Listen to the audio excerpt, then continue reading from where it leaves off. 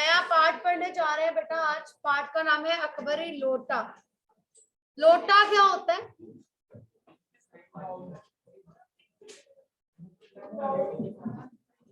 आपके घर में गड़वी होती है, गड़वी, उसे कहते हैं लोटा। ठीक है। एक लोटे की कहानी है जिसे अकबरी लोटा बना दिया गया। अकबर का लोटा। ठीक है। अकबरी लोटा आप पढ़ चुके हैं? नहीं। जिसे अकबरी लोटा बना दिया गया। मजेदार कहानी है, ध्यान से पढ़ेंगे। हास्य व्यंग्यात्मक कहानी। ओके। इसमें एक लाला झाऊलाल है और उनके एक मित्र हैं बिलवासी जी। लाला झाऊलाल किस तरह से परेशानी में है और बिलवासी जी किस तरह से उनकी मदद करते हैं, इसके बारे में बताया गया है। एक अंग्रेज की बात भी आती है। अंग्रेज को अकबरी लोटा दिया जाता है। कौन सा लोटा है, कैसा लोटा है, किस तरह से उसे दिया जाता है, इस सब के बारे में इसमें बताया गया है। लाला झाऊलाल को खाने पीने की कमी नहीं थी। काशी के ठठेरी बाजार में मकान था।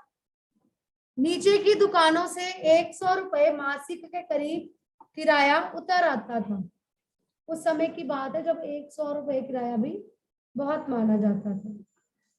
अच्छा खाते थे, अच्छा पहनते थे, पर 250 रुपए तो एक साथ आंख सेकने के लिए भी कभी ना मिलते थे। अच्छा खाते पीते थे, किसी चीज की कोई कमी नहीं थी। ऊपर रहते थे, नीचे की दुकानें किराए पर दे रखी थी, 100 रुपए किराया आ जाता था, सब कुछ अच्छा चल रहा था। लेकिन एक साथ 250 रुपए देखना, 250 कितने होते? 250। एक साथ 250 रुपए देखना बहुत मुश्किल था। आंखें सेकने को भी नहीं मिलते थे, मतलब कभी देखे भी नहीं थे इकट्ठे।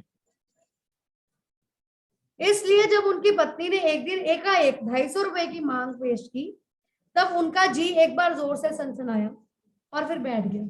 250 रुपए एक साथ, इतने रुपए कहाँ से देने? उनकी यह दशा देख पत्नी ने कहा, डरिए मत, आप देने में असमर्थ हो तो मैं अपने भाई से मांग लेती हूँ। अगर आप नहीं दे सकते मुझे 250 रुपए, मैं अपने भाई से मांग लूंगी, उसमें कौन सा बड़ी बात है? तो क्या झाऊलाल जी मान जाएंगे इस बात के लिए कि मैं नहीं दे सकता, अपनी पत्नी से, अपने भाई से ले ले? क्या ऐसा मानेंगे? नहीं मानेंगे। झाऊलाल तिलमिला उठे। तिलमिलाना मतलब गुस्से में, सिट प्रॉपर्ली, गुस्से में आ गए। उन्होंने रौब से कहा, अजी हटो, 250 रुपए के लिए भाई से भीख मांगोगी? मुझसे ले लेना, लेकिन मुझे इसी जिंदगी में चाहिए। पत्नी ने कहा, 250 रुपए कभी देखे इतने आपने इकट्ठे? मुझे इसी जिंदगी में चाहिए, अगले जन्म में नहीं चाहिए। अजी इसी सप्ताह में ले लेना। सप्ताह मतलब इसी हफ्ते ले लेना। सप्ताह से आपका तात्पर्य 7 दिन से है या 7 सालों से? 7 वर्ष। आपका एक हफ्ता ही होगा, 7 दिन ही होंगे, 7 साल तो नहीं बनेंगे। लेकिन जब लाला झाऊलाल ने रौब से खड़े होते हुए कहा, आज से 7वें दिन मुझसे 250 रुपए ले लेना, लेकिन जब 4 दिन ज्यों त्यों में यूं ही बीत गए और रुपयों का कोई प्रबंध नहीं हो पाया, तो अब उन्हें चिंता होने लगी। कहा तुम्हारे रौब के साथ था, 7वें दिन ले लेना, 4 दिन तो निकल गए, 3 दिन बाकी है, अब कहाँ से रुपए आएंगे? क्या होगा? कैसे रुपयों का प्रबंध किया जाएगा? प्रश्न अपनी प्रतिष्ठा का था। प्रतिष्ठा मतलब रिस्पेक्ट, इज्जत। भाई से रुपए ले लेगी नहीं तो पत्नी, और वो ये चाहते नहीं थे। रुपए देने खुद हैं, देने भी 7वें दिन है, और देने कैसे हैं ये पता नहीं है कुछ भी। अपने ही घर में अपनी साख का प्रश्न था। अपने ही घर में अपनी इज्जत, साख मतलब इज्जत का प्रश्न था। अपने ही घर में देने का पक्का वादा करके अगर अब ना दे सके तो अपने मन में वे क्या सोचेगी? उसकी नजरों में उसका क्या मूल्य रह जाएगा? अपनी वाहवाही के सैकड़ों गाथाएं सुना चुके थे। पत्नी के सामने हमेशा अपना रौब झाड़ती, हमेशा कहते हैं, लोग मुझे कहते हैं तुम ऐसे, तुम ऐसे, तुम ऐसे। और अब अगर मैंने 7वें दिन 250 रुपए नहीं दिए तो साख नहीं बचेगी। अब जो एक काम पड़ा तो चारों खाने चित्त हो रहे। ये पहली बार उसने मुंह खोलकर रुपयों का सवाल किया था। पहली बार पत्नी ने इतने रुपए मांगे थे। इस समय अगर दुम दुबाकर निकल भागते हैं तो फिर उसे क्या मुंह दिखाएंगे? दुम दुबाकर भाग निकलना मतलब भाग जाना है ना, पल्ला झाड़ लेना अपना, मेरे पास तो है ही नहीं। अब अगर रुपए नहीं देंगे, क्या हुआ बेटा? हाँ जी, अब अगर वहां से चले जाएंगे और उसे रुपए ना दें तो उसे क्या मुंह दिखाएंगे? खैर, एक दिन और बीता। 5वें दिन घबराकर उन्होंने पंडित बिलवासी मिश्र को अपनी विपदा सुनाई। विपदा मतलब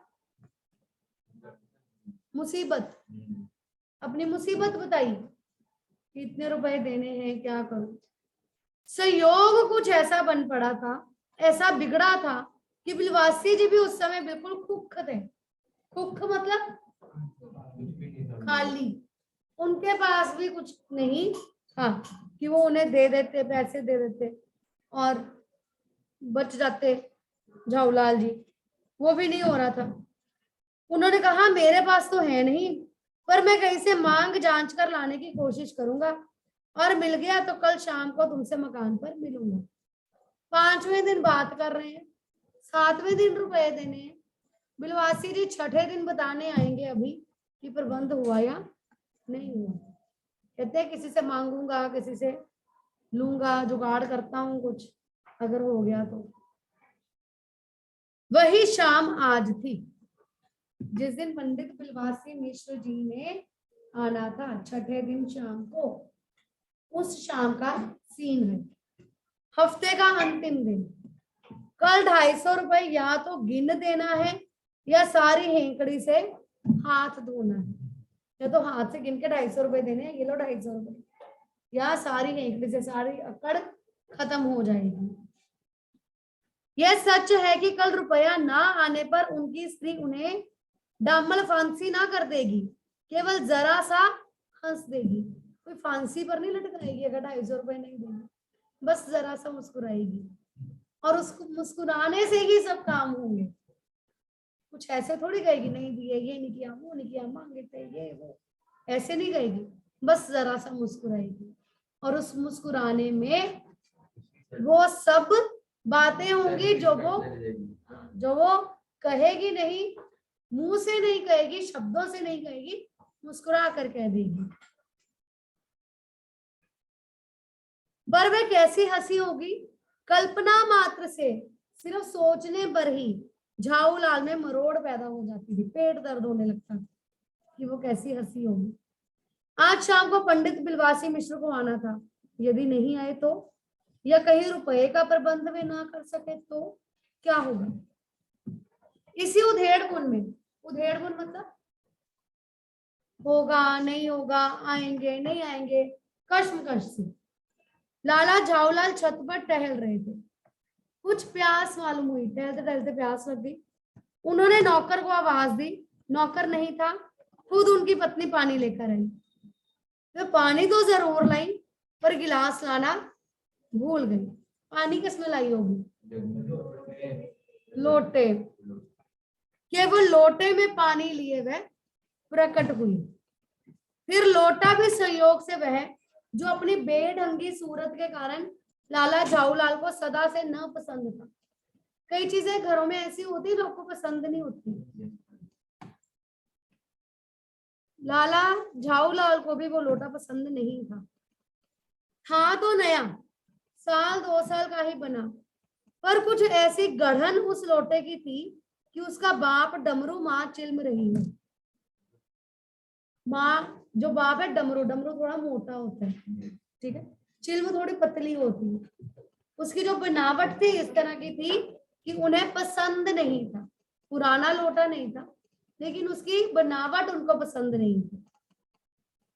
लाला ने लोटा ले लिया, बोले कुछ नहीं, लोटा पसंद नहीं है, उस लोटे में पानी पीना नहीं है, लेकिन बोले कुछ नहीं। इसका कारण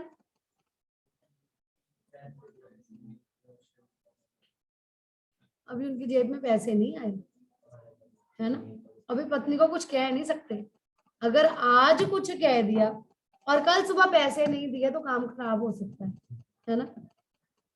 अपनी पत्नी का अदब मानते थे, मानना ही चाहिए, पत्नी का अदब मानना चाहिए, इसी को सभ्यता कहते हैं। जो पति अपनी पत्नी का ना हुआ वह पति कैसा।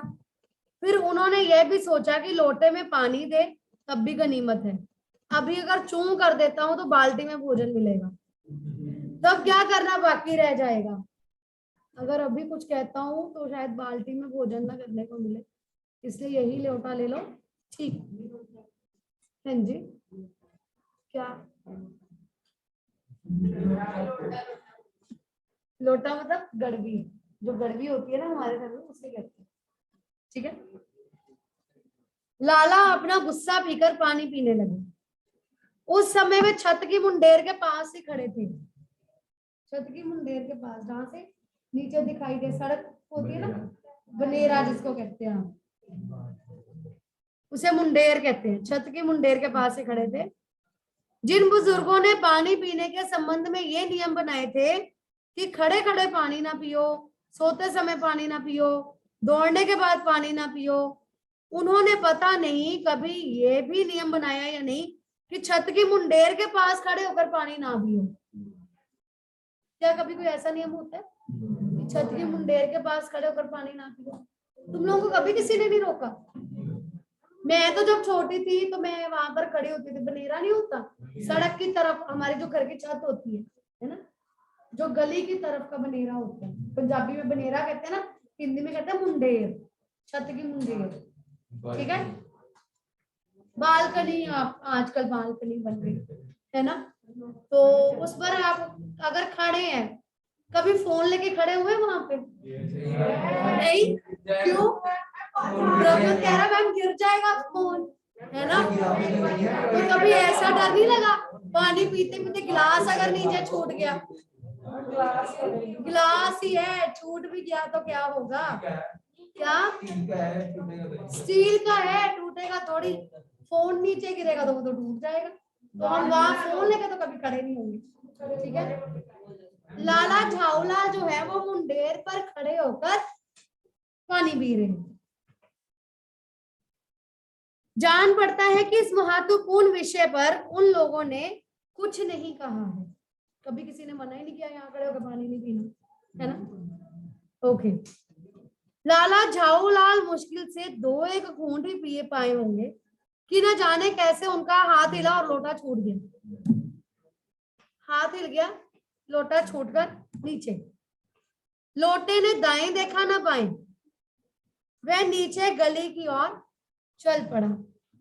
अपने वेग में उल्का को लजाता हुआ वह आंखों से ओझल हो गया। वेग मतलब गति, उल्का मतलब तारे होते हैं ना, उल्का पिंड होते हैं, है ना, वो उसकी तरह वो चला और आंखों से ओझल हो गया, पता नहीं कहां गया। किसी जमाने में न्यूटन नाम के किसी खुराफाती ने पृथ्वी की आकर्षण शक्ति नाम की एक चीज इजाद की थी। इजाद मतलब डिस्कवर की थी। क्या थी वो? Force of gravity, gravitation. कहना ना होगा कि ये सारी शक्ति इस समय लोटे के पक्ष में थी, सारी शक्ति लोटे के पक्ष में थी। लोटा तो बस नीचे नीचे नीचे नीचे और आंखों से ओझल हो गया, पता ही नहीं कहां गया।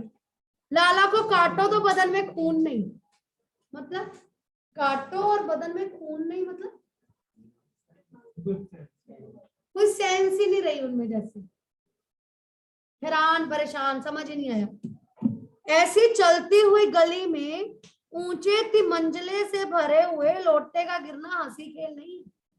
एक लोटा है, बहुत भारी है, पानी से भरा हुआ है, ऊपर से नीचे गिरा है, चलती गली है, किसी के सिर पर गिरा जाए, किसी को लग जाए तो सिर फूट जाए तो मुसीबत है ना। इसलिए लाला झाऊलाल बहुत ज्यादा घबरा गए।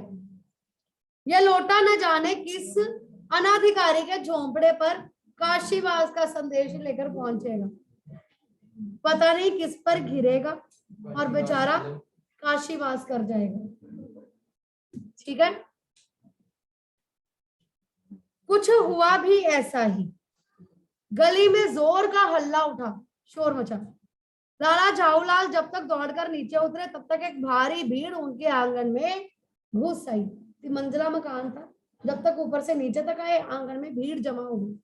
लाला झाऊलाल ने देखा कि इस भीड़ में प्रधान पात्र एक अंग्रेज है जो नख शिख से भीगा हुआ है। नख शिख, नख मतलब पैर का नाखून, शिख मतलब सिर, जो नख शिख भीगा हुआ है।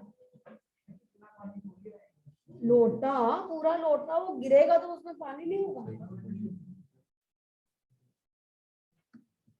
और जो अपने एक पैर को हाथ से सहलाता हुआ दूसरे पैर पर नाच रहा था। उसी के पास अपराधी लोटे को भी देखकर लाला झाऊलाल जी ने फौरन दौड़ जोड़कर स्थिति को समझ लिया। क्या समझ लिया? लोटा इस पर गिरा है। गिरने के पूर्व लोटा एक दुकानदार के साएबान से टकराया। आपने देखा जो छोटे बाजार होते हैं उनके बाहर ऐसे दुकान के बाहर टेंट सा लगा होता है, डंडों के साथ लगाया होता है ना, डंडे लगे होते हैं उस पर, उसको जो छत टाइप बना होता है ना, उसको कहते हैं साएबान। ठीक है, शेड टाइप। साएबान से टकराया। वहां टकराकर उस दुकान पर खड़े उस अंग्रेज को उसने सांगो पांग स्नान कराया। पूरा ऊपर से नीचे तक उसको स्नान करा दिया और फिर उसी के बूट पर आ गिरा। अब अंग्रेज को जब मालूम हुआ कि लाला झाऊलाल ही उस लोटे के मालिक हैं, तब उसने केवल एक काम किया, अपने मुंह को खोलकर खुला छोड़ दिया।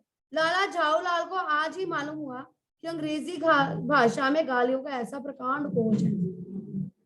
मुंह को खुला छोड़ा और छोड़ दिया, गालियां निकालने लगे। और झाऊलाल को पहली बार पता चला था कि अंग्रेजी में भी गालियां होती हैं। इसी समय पंडित बिल्वाश्री मिश्र भीड़ को चीरते हुए आंगन में आते दिखाई पड़े। पंडित बिल्वाश्री मिश्र ने कब आना था? क्यों आना था? पैसे देने। उन्होंने कहा था कि अगर पैसों का प्रबंध हो गया तो मैं तुमसे मिलने शाम को आऊंगा। इसका मतलब पंडित बिल्वाश्री मिश्र रुपयों का प्रबंध करके आए हैं। ठीक है,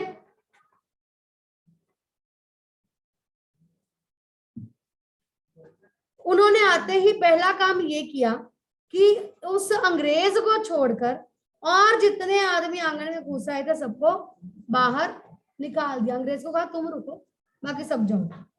फिर आंगन में कुर्सी रखकर उन्होंने साहब से कहा, आपके पैर में शायद चोट आ गई है, अब आप आराम से कुर्सी पर बैठिए। साहब बिल्वासी जी को धन्यवाद देते हुए बैठ गए और लाला झाऊलाल को और इशारा करके बोले, आप इस शख्स को जानते हैं? बिल्कुल नहीं। और मैं ऐसे आदमी को जानना भी नहीं चाहता जो निरीह राह चलतों पर लोटे के वार करे। कहते ना तो मैं इसको जानता हूं और ना ही मैं जानना चाहता हूं इसको। मेरी समझ में ही इज अ डेंजरस ल्यूनाटिक, यानी यह एक खतरनाक पागल है। नहीं, मेरी समझ में he is a dangerous criminal, नहीं ये खतरनाक मुजरिम है।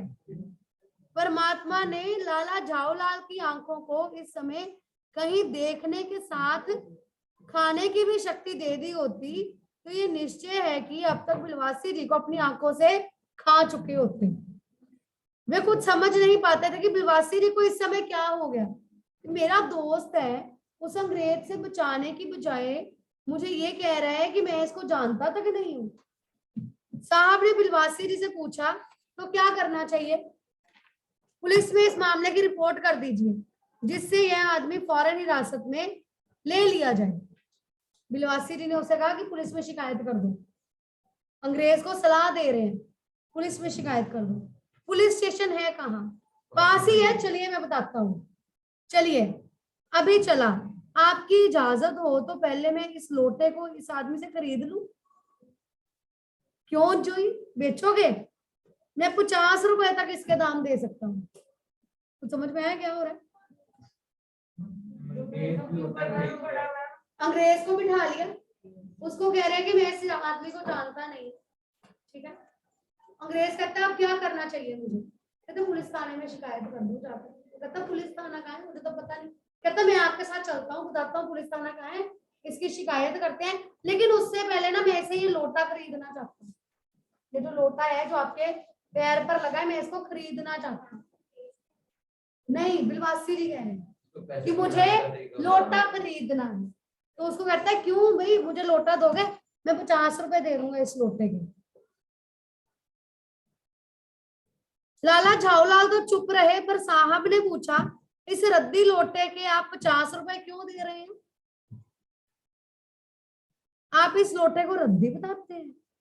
आश्चर्य, मैं तो आपको एक विज्ञ और सुशिक्षित आदमी समझता था। मुझे तो लगता था बड़े पढ़े लिखे, बड़े जानकार, बड़े सुशिक्षित, पर आप इस लोटे को रद्दी बोल रहे हैं। अंग्रेज ने कहा आखिर बात क्या है, कुछ बताइए भी। बिलवासी जी कहते हैं जनाब ये एक ऐतिहासिक लोटा जान पड़ता है, हिस्टोरिकल। जान क्या पड़ता है, मुझे तो पूरा विश्वास है यह वह प्रसिद्ध अकबरी लोटा है जिसकी तलाश में संसार भर के म्यूजियम परेशान है। एक लोटा जो झाऊलाल को पसंद नहीं है, जिसमें उसको पानी पीने को मिल गया, वही बहुत बड़ी बात है। उस लोटे को ऐसा लोटा बता रहे हैं, उसकी इतनी बढ़ाई कर रहे हैं जिसके लिए रुपए तक देने को तैयार है, और कह रहे हैं कि ये ऐसा ऐतिहासिक लोटा है जिसे कई म्यूजियम वाले ढूंढ रहे हैं। ये बात है। अंग्रेज ने कहा जी जनाब, 16वीं शताब्दी की बात है, कहानी बना रहे हो। बादशाह हुमायूं शेरशाह से हारकर भागा था और सिंध के रेगिस्तान में मारा मारा फिर रहा था। एक अवसर पर प्यास से उसकी जान निकल रही थी। उस समय एक ब्राह्मण ने इसी लोटे से पानी पिलाकर उसकी जान बचाई थी। हुमायूं के बाद अकबर ने उस ब्राह्मण का पता लगाकर उससे इस लोटे को ले लिया और इसके बदले में उसे इसी प्रकार के 10 सोने के लोटे प्रदान किए। ये लोटा सम्राट अकबर को बहुत प्यारा था, इसी से इसका नाम अकबरी लोटा पड़ा। वह बराबर इसी से वजू करता था। प्रेयर का एक तरीका होता है उनका। सन 57 तक इसके शाही घराने में रहने का पता है, पर इसके बाद लापता हो गया। कलकत्ता के म्यूजियम में इसका प्लास्टर का मॉडल रखा हुआ है। पता नहीं यह लोटा इस आदमी के पास कैसे आया जी। म्यूजियम वालों को तो पता चले तो फैंसी दाम देकर खरीद कर ले जाएंगे। फैंसी दाम मतलब फैंसी दाम, बहुत ज्यादा रुपए देकर। क्या मुंह बोला दाम देकर। इस विवरण को सुनते सुनते साहब की आंखों पर लोभ और आश्चर्य का ऐसा प्रभाव पड़ा कि वे कौड़ी के आकार से बढ़कर पौड़ी के आकार की हो गई। आंखों पर ऐसा प्रभाव पड़ा कि कौड़ी के आकार की होकर पौड़ी के आकार की हो गई। आंखें खुली की खुली रह गई। उसने बिलवासी जी से पूछा तो आप इस लोटे का क्या करिएगा? मुझे पुरानी और ऐतिहासिक चीजों के संग्रह का शौक है। मतलब मुझे कलेक्शन करनी अच्छी लगती है, जो पुरानी चीजें होती है, एंटीक चीजों की मुझे कलेक्शन करने का शौक है। मुझे भी पुरानी और ऐतिहासिक चीजों के संग्रह करने का शौक है। जिस समय यह लोटा मेरे ऊपर गिरा था उस समय मैं यही कर रहा था। उस दुकान से पीतल की कुछ पुरानी मूर्तियां खरीद रहा था। जो कुछ हो लोटा तो मैं ही खरीदूंगा। किसने कहा?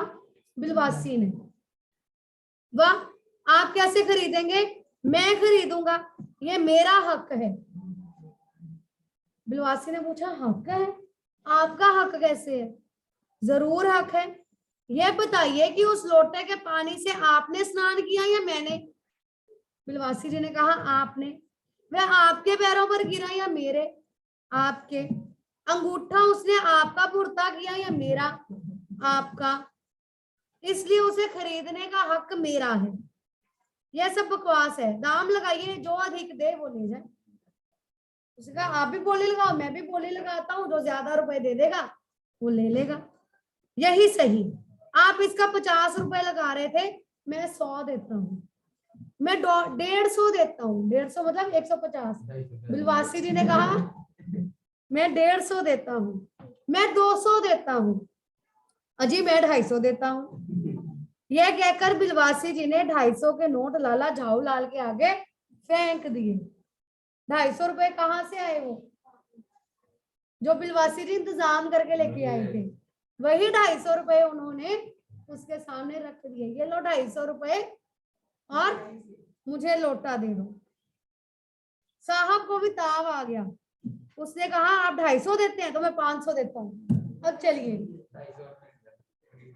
बिलवासी जी अफसोस के साथ अपने रुपए उठाने लगे, मानो अपनी आशाओं की लाश उठा रहे हैं। अच्छा मुझे लोटा नहीं मिलेगा, इतने रुपए तो मैं नहीं दे सकता जी, 250 ही थे, 500 रुपए में ले लो। 250 रुपए उठा लिए। साहब की ओर देखकर उन्होंने कहा लोटा आपका हुआ, ले जाइए, मेरे पास 250 से अधिक नहीं है। यह सुनना था कि साहब के चेहरे पर प्रसन्नता की कूची गिर गई। प्रसन्नता की कूची गिर गई। कूची गिरना क्या होता है? कूची फेरना, पेंट करते हैं ना, है ना, उसे कहते हैं कूची करना। प्रसन्नता की कूची गिर गई, खुश हो गई। उसने झटपट लोटा लिया और बोला अब मैं हंसता हुआ अपने देश लौटूंगा। मेजर डगलस की डींग सुनते सुनते मेरे कान पक गए थे। मेजर डगलस कौन है? उससे पूछा। मेजर डगलस मेरे पड़ोसी हैं। पुरानी चीजों के संग्रह करने में मेरी उनकी होड़ रहती है। गत वर्ष वे हिंदुस्तान आए थे और यहाँ से जहांगीरी अंडा ले गए थे। अभी बताएंगे जहांगीरी अंडा।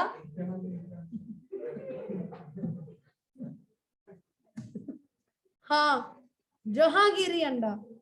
मेजर डगलस ने समझ रखा था कि हिंदुस्तान से वे ही अच्छी चीजें ले सकते हैं, पर जहांगीरी अंडा है क्या? आप जानते होंगे कि एक कबूतर ने नूरजहां से जहांगीर का प्रेम कराया था। जहांगीर के पूछने पर कि मेरा एक कबूतर तुमने कैसे उड़ जाने दिया, नूरजहां ने उसके दूसरे कबूतर को उड़ाकर बताया था कि ऐसे। उसके इस भोलेपन पर जहांगीर दिलो जान से निछावर हो गया। उसी क्षण से उसने अपने को नूरजहां के हाथ कर दिया। कबूतर का वह एहसान नहीं भूला। उसके एक अंडे को बड़े जतन से रख छोड़ा। एक बिल्लौर की हांडी में वह उसके सामने टंगा रहता था। बाद में वही अंडा जहांगीरी अंडे के नाम से प्रसिद्ध हुआ। उसी को मेजर डगलस ने 5 साल दिल्ली में एक मुसलमान सज्जन से 300 रुपए में खरीदा। ये बात